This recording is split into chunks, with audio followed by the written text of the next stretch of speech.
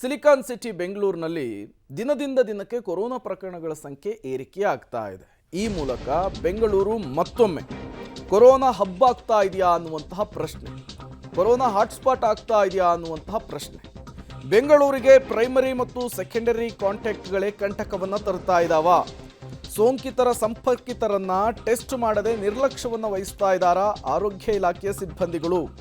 ಸೋಂಕು ಕಡಿಮೆ ಆಗ್ತಾ ಇರುವ ಹಿನ್ನೆಲೆಯಲ್ಲಿ ಸಿಬ್ಬಂದಿಗಳು ಟೆಸ್ಟ್ ಮಾಡ್ತಾ ಇಲ್ಲ, ನಿರ್ಲಕ್ಷ್ಯ ಮಾಡ್ತಾ ಇದ್ದಾರೆ.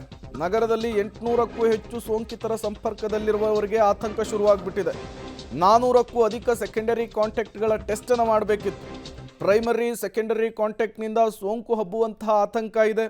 ಸದ್ಯ ಬೆಂಗಳೂರಿನಲ್ಲಿ ದಿನಕ್ಕೆ 100ರ ಸನಿಹದಲ್ಲಿ ಕೇಸ್ ಪತ್ತೆಯಾಗ್ತಾ ಇದೆ.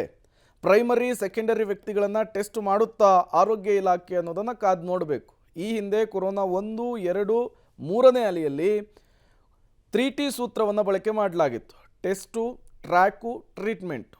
ಟೆಸ್ಟಿಂಗ್ ಅಂತ ಬಂದಾಗ ಪ್ರೈಮರಿ ಕಾಂಟ್ಯಾಕ್ಟು, ಸೆಕೆಂಡರಿ ಕಾಂಟ್ಯಾಕ್ಟನ್ನು ಟೆಸ್ಟಿಂಗಿಗೆ ಒಳಪಡಿಸ್ತಾ ಇದ್ರು. ಯಾರ್ಯಾರು ಸೋಂಕಿತ ವ್ಯಕ್ತಿಯ ಜೊತೆಗೆ ಪ್ರಾಥಮಿಕವಾಗಿ ಮತ್ತು ಸೆಕೆಂಡರಿಯಾಗಿ ಸಂಪರ್ಕಕ್ಕೊಳಗಾಗಿದ್ರು ಅವರೆಲ್ಲರನ್ನೂ ಕೂಡ ಪತ್ತೆ ಹಚ್ಚಿ ಅವ್ರಿಗೂ ಕೂಡ RT-PCR ಆರ್ ರ್ಯಾಪಿಡ್ ಆಂಟಿಜೆನ್ ಟೆಸ್ಟನ್ನು ಮಾಡಿಸುವಂತಹ ಕೆಲಸ ಆಗ್ತಾ ಇತ್ತು. ಬಟ್ ಈಗ ಕೊರೋನಾ ಪ್ರಕರಣಗಳ ಸಂಖ್ಯೆ ಏರಿಕೆ ಆಗ್ತಾ ಇದ್ರೂ ಕೂಡ ಆರೋಗ್ಯ ಇಲಾಖೆ ಸಿಬ್ಬಂದಿಗಳು ನಿರ್ಲಕ್ಷ್ಯವನ್ನು ವಹಿಸಿದಂತೆ ಕಾಣಿಸ್ತಾ ಇದೆ. ಈ ಹಿಂದೆ ಮಾಡ್ತಾ ಇದ್ದಂತಹ ಒಂದು ಟೆಸ್ಟಿಂಗ್ ವಿಧಾನ ಏನಿತ್ತು ಅದು ಈ ಬಾರಿ ಕಂಡು ಬರ್ತಾ ಇಲ್ಲ.